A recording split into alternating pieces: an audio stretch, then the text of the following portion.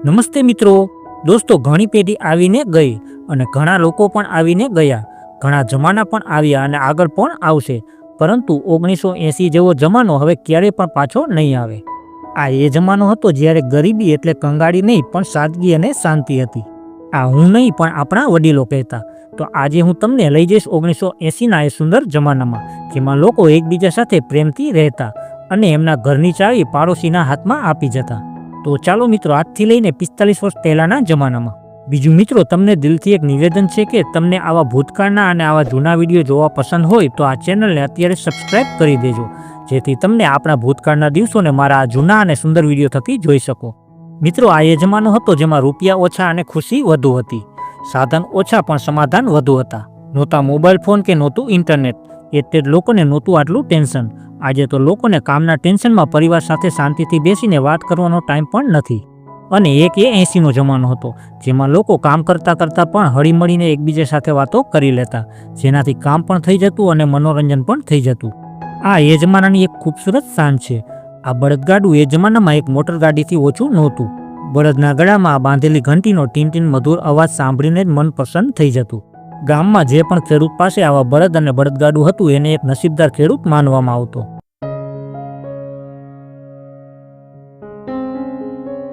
ક્યારેક એક જમાનામાં આ કૂવામાંથી આખું ગામ પાણી ભરતા, અને આજે આ સુકાઈ ગયેલા કૂવામાં કબૂતર પણ માળા નથી બાંધતા। આના પરથી એ વાત બહુ સાચી છે, કાલે જે ક્યારેક બાળકો હતા આજે એ જુવાન છે, અને આજે જે જુવાન છે કાલે એ ઘરડા હશે। બસ જિંદગી આમ જ નીકળી જાય છે, બસ રહે છે તો ફક્ત યાદો। તો એ સોનેરી યાદોને તમે જી ભરીને જીવો અને આપણા આજમાં જ ખુશ રહો।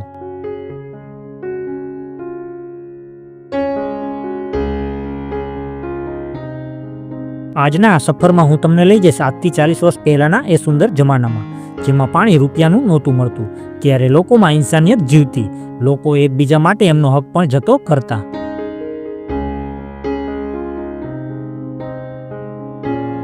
મિત્રો, એ જમાનામાં મોટા ભાગના લોકો માટીના અને કાચા મકાનમાં રહેતા, એટલે ચોમાસું આવતા પહેલા જ બધા લોકો એમના મકાનના નળિયા અને છતને રિપેર કરવામાં લાગી જતા।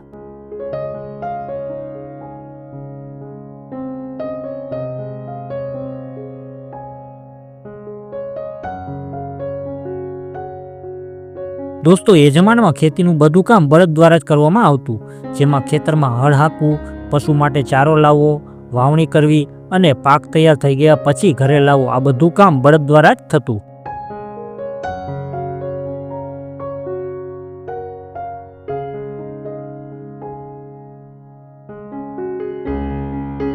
મિત્રો, એ જમાનામાં લોકો પાસે આટલી સુખ સુવિધાના સાધનો નહોતા, નવા કપડાં પણ વર્ષમાં એક વખત જ મળતા, ત્યારે લોકો પાસે આટલા રૂપિયા ના હોવા છતાં પણ તહેવારો ખૂબ જ ધામધૂમથી ઉજવતા। આજે તહેવારોની રોનક એટલે ઓછી થઈ ગઈ છે કેમ કે આજે લોકો બધા દિવસોને તહેવારની જેમ જ જીવે છે।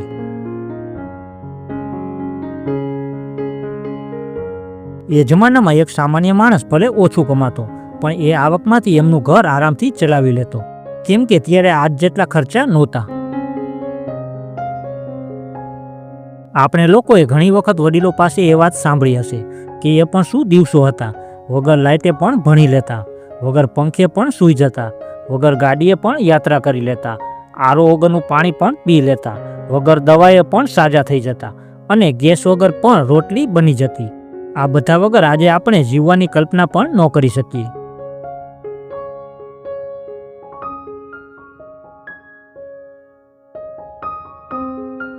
મિત્રો, એ જમાનામાં લોકો ટેકનોલોજીના નહીં પણ પ્રકૃતિના ટેવાયેલા હતા। પ્રદૂષણ વગરની શુદ્ધ તાજી હવા મળતી, અને સૂરજના કિરણ નીકળતા પહેલા જ બધા લોકો ઉઠીને પોતપોતાના કામમાં લાગી જતા।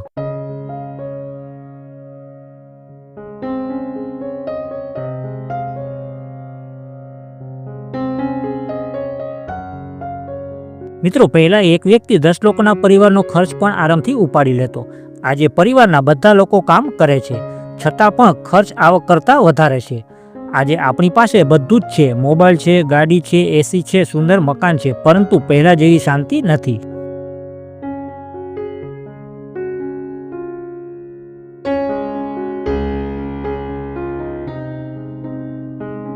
એ જમાનામાં ગામમાં 5 ધોરણ સુધી ભણતર હતું, 5મા પછી વધુ ભણવા માટે બાળકોને આજુબાજુ કોઈ મોટા શહેર અથવા તાલુકા સુધી જવું પડતું।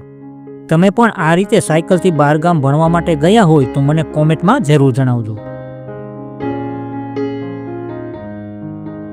એ જમાનામાં મહિલાઓનો આખો દિવસ આ ઘરકામમાં જ નીકળી જતો. આજે તો કપડાં ધોવા માટે પણ મશીન આવી ગયા છે, પરંતુ જુઓ પહેલાના જમાનામાં મહિલાઓને કેટલા કામ કરવા પડતા.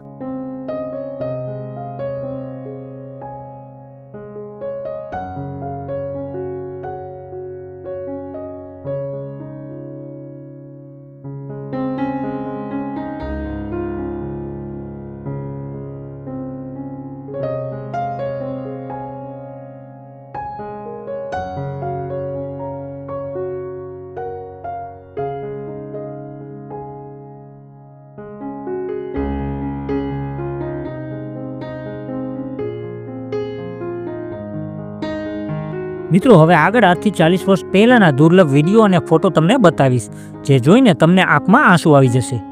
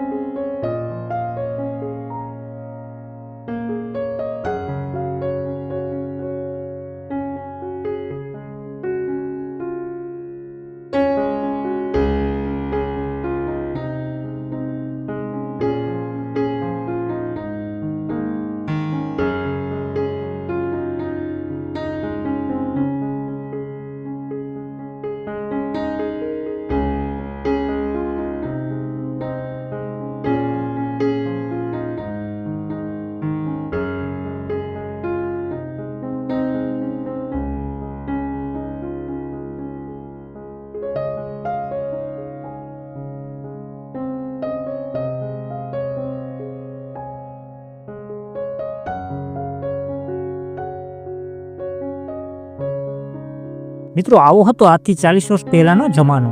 તો મિત્રો, આ વિડીયોમાં બસ આટલું જ. વિડીયો ગમ્યો હોય તો વિડીયોને લાઇક અને ચેનલને સબસ્ક્રાઇબ કરી દેજો. તો ફરી મળીએ આવા જ એક બીજા વિડીયોમાં.